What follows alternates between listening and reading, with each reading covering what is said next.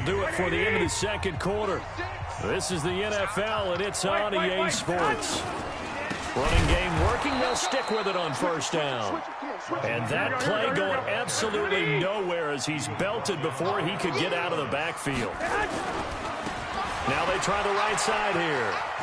He's to the 10, and he's going to take it in. Touchdown, San Francisco. A 23-yard run. And the Niners are able to stretch their lead.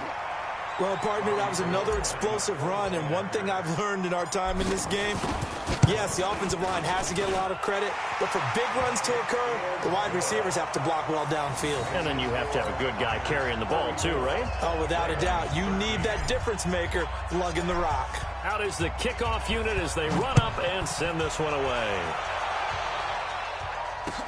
That's fielded in the end zone.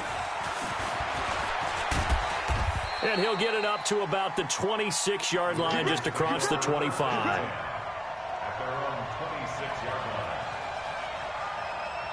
The Raven offense set at the line for this next drive. And they've sort of lost their way, partner. How do they recalibrate and get this proverbial train back on track? Well, this is where leadership really comes into play. And he fires one that's intercepted. Picked off at the 38. And they take possession of the football and have it at the 36-yard line. Well, this defensive pressure has been constant all game long. The pass rush, the coverage, they've all been excellent, and now they'll tack on an interception here as this one continues to slip just further and further out of hand. So from the 36 now, 1st and 10. Now a handoff here to his running back. And across the chalk into the end zone, it's a 49er touchdown. Raheem Mostert. 36 yards. And the Niners are able to stretch their lead. And there the counter play proves successful for the touchdown. What typically makes a counter play in general successful, Charles? But what you're trying to do, Brandon, is to get the team moving in one direction, meaning the defense, get them going in one direction and then wall them off with your blocking and bring it back in the other direction. That way, you don't actually have to punish them with your blocking. You just position them. And if you have any kind of a good back, he'll take full advantage of it and gain good yardage. And the decision to bring it out is going to cost him about 7 yards all told as he's taken down back shy of the 20. The Raven offense set at the line for this next drive. And last time, one play interception. So this offense, they should be fresh. That's a good... Nowhere to escape, and he goes down. We've been around this league for a while, and many coaches never pull their starting quarterback, almost no matter the situation. In this case, though, I think he's got to make a decision. He's taking a pretty good beating out there. Yeah, and with the deficit, maybe not wanting to risk an injury. Another try after the first down sack. Jackson. Snead's got it.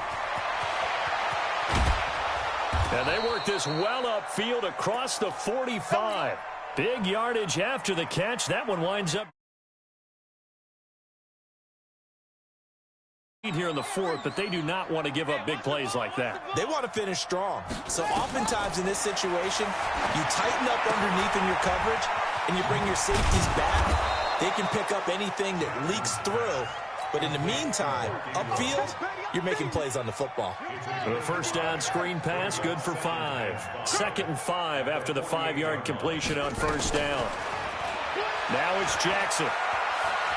He'll take a shot for the end zone. And it'll be intercepted. Picked off by the former first-round.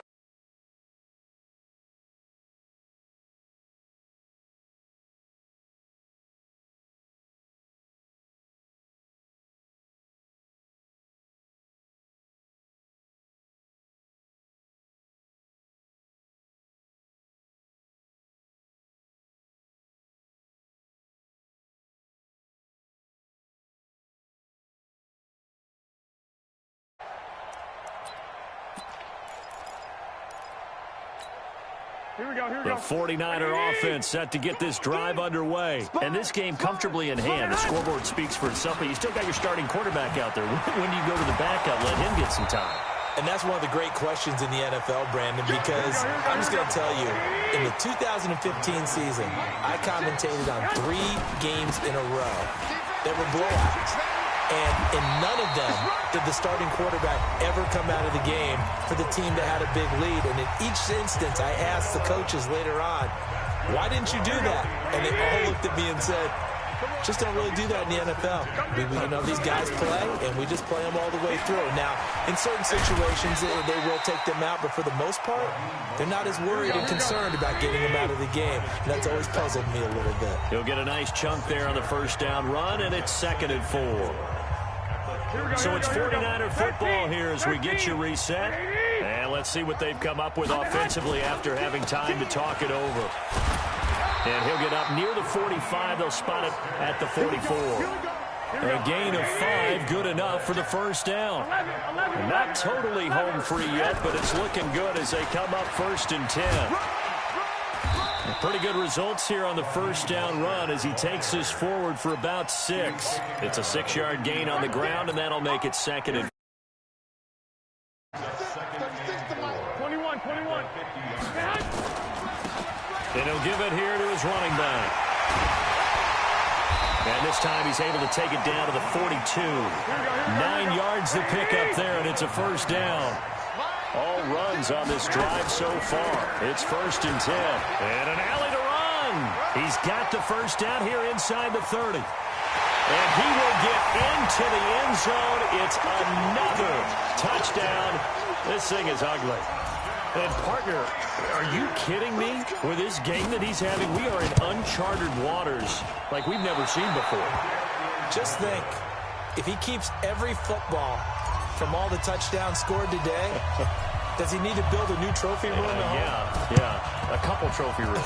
Maybe a whole home for a trophy room. What a phenomenal performance, and I'll guarantee you, he's going to reward the rest of the offensive unit after this as well for helping him get to this number. He better. This is just unreal. Now Jackson on first down. Eluding the pressure right. He's going to let it fly. And that is incomplete. Showed off the arm strength there, but to no avail. 2nd down. Just nothing there again. He's been sacked multiple times. We've seen the interceptions, of course. He's really been through the ringer, hasn't he? And what we've seen is a defense that's well coordinated. The front and the back really in sync. The front... And he's taken down, trying to do a little too much, getting outside of the pocket, and it results in a sack. That right now, that's a defeated team out there. I think you can see it totally in their body language. Hands on hips, heads low. It's just been a struggle from the start. Yeah, this team has been thoroughly beaten right from the word go. And he's across for the touchdown. Too little, too late, but he does get in for 6. No wonder you're grinning. You just beat me in our fantasy league. Indeed I did, my good man. And correct me if I'm wrong, that was just a simple fly route, wasn't it? No, there's nothing to correct at all. You got it down pat. And I just remember as a player, when I'd be in practice sessions, and I'd hear 9 from the receivers, that meant fly route, go, look out. That was the 9, and he just kept going all the way into the end zone for the touchdown. This will be fielded at the 8. And a good effort on the return there. Gets him across the 30 to the 33-yard line.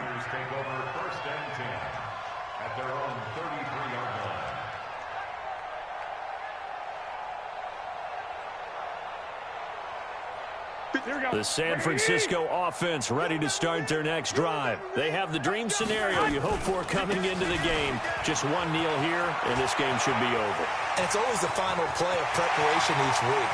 The practicing of the kneel-down formation. And he takes it in for the score on the game's final play, so it doesn't affect the outcome, but a little whipped cream on top to their ending. Or as our friends in Bayou Country would say, that's a little lagniappe, a little extra on top. Now the final act of this victory, the extra point. It's up and good, and they add one more to what will wind up a fairly lopsided victory. So we had action to the very end of this one, the score on the final play that they didn't need to have. They didn't just run out the clock, though. They added to their final total. Played it all the way to the end, and you know, some coaches preach that and tell their teams, that's what I want all the time, and they feel like if they don't do it themselves, they're not living up to the message that they're sending out.